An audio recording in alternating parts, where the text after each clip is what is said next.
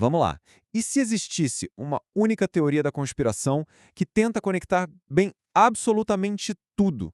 É essa a ideia super ambiciosa que a gente vai desvendar hoje, olhando o que diz o nosso material de origem. Para começar, tudo parte de uma pergunta que é, no mínimo, vertiginosa. E se essa realidade que a gente percebe simplesmente não for real? Para entender essa teoria, a gente precisa conhecer o personagem principal dela, digamos assim, o Demiurgo. Pensa nele não como um criador todo-poderoso, mas como o arquiteto de uma prisão. Uma prisão material, um universo feito para limitar a nossa consciência. Essa ideia de um mundo falso pode soar bem familiar, né? E olha, não é por acaso. A fonte faz uma ligação direta entre esse conceito antigo do Demiurgo e um filme que, vamos combinar, marcou uma geração, Matrix. De um lado você tem um deus falso criando um mundo de ilusão. Do outro, uma inteligência artificial criando uma realidade simulada. O resultado é o mesmo. A humanidade está presa, sem nem saber, só esperando despertar. Mas aqui é que vem o pulo do gato. Segundo essa linha de pensamento, a gente não é só uma vítima passiva nessa história. A teoria diz que a nossa própria consciência coletiva, as nossas crenças, que dão força e sustentam as paredes dessa realidade limitada. De certa forma, a humanidade seria a guarda da sua própria cela. Tá, mas se a realidade é uma ilusão, fica a pergunta que não quer calar. Quem são os arquitetos desse engano todo? A teoria mergulha fundo nos supostos sistemas que mantêm tudo isso de pé. E é aqui que a coisa fica bem mais sombria. A teoria aponta para mecanismos de controle que operam nas sombras. E usa o caso Epstein como um exemplo público de como uma elite, supostamente, manipularia energias densas e o sofrimento para manter o poder e o controle sobre todo mundo. E os métodos de controle seriam variados e bem sutis. A teoria descreve um bombardeio constante, o medo que vem da mídia, alimentos processados para baixar nossa energia, vigilância em massa para monitorar cada passo e narrativas unificadas para garantir que todo mundo pense mais ou menos a mesma coisa. O objetivo final? Manter a humanidade distraída, dividida e dócil.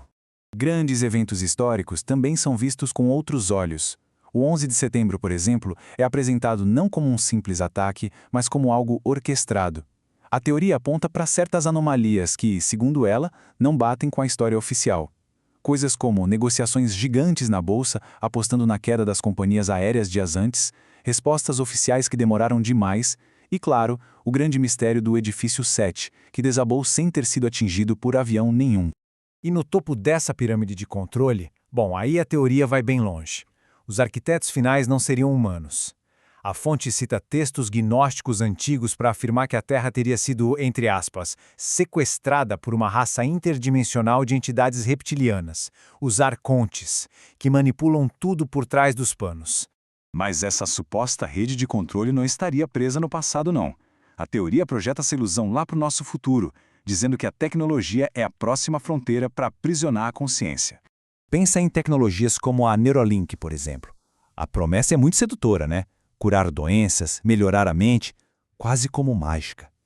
Mas a teoria alerta para o outro lado da moeda, o perigo de entregar nossos pensamentos, nossa privacidade e, no fim, nossa individualidade para um sistema que a gente não controla. E essa jornada para o digital é vista como uma escadinha, sabe? Em 4 passos. Começa de forma inocente, com realidade virtual imersiva, depois um êxodo em massa do mundo físico para o digital. O próximo passo seria a transferência total da consciência e, por fim, o abandono completo do corpo físico. A realidade vira só código. E quem estaria no volante dessa transição? A fonte usa uma citação atribuída ao Mark Zuckerberg para destacar um ponto que ela acha crucial. O que é bom para o mundo não é necessariamente o que é bom para o Facebook. O argumento é que os arquitetos dos nossos mundos digitais estão mais preocupados com o lucro do que com o nosso bem-estar.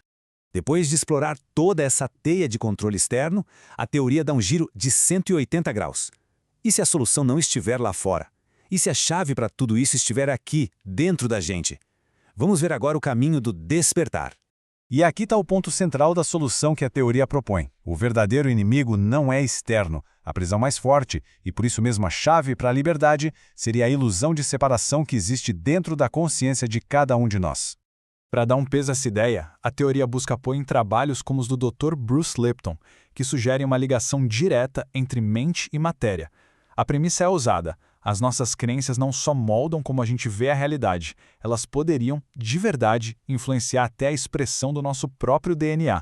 É por isso que a solução que a teoria apresenta não é uma guerra contra o inimigo lá fora, não é sobre pegar em armas, é sobre uma revolução interna, uma evolução espiritual. A libertação viria não do conflito, mas de elevar a nossa consciência com amor e compaixão. Isso tudo nos deixa com uma última e poderosa pergunta. Se a premissa da teoria estiver certa, se a consciência realmente cria a realidade, então o poder final não está com nenhum grupo secreto. Ele está em cada um de nós. A questão, então, não é o que eles estão fazendo, mas sim que realidade nós estamos escolhendo criar, juntos.